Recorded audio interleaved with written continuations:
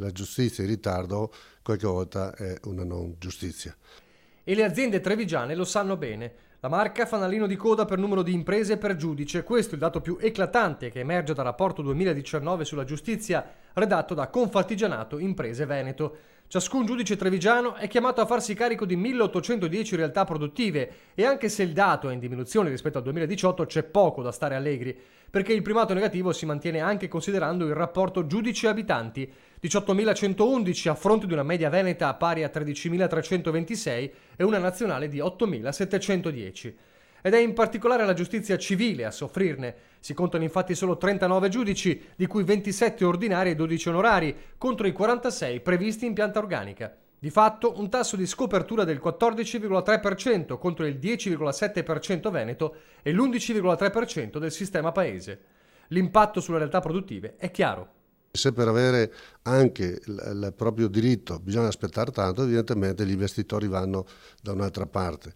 Ma questo crea anche nei rapporti tra le aziende, magari che favorisce chi è furbo rispetto a chi è a posto. Questo è un po' il tema, no? Perché c'è qualcuno che approfitta dei tempi lunghi della giustizia anche per portare avanti magari sistemi di pagamento o per portare avanti anche cause che magari se si fosse una giustizia certa qualcuno neanche tenterebbe di fare.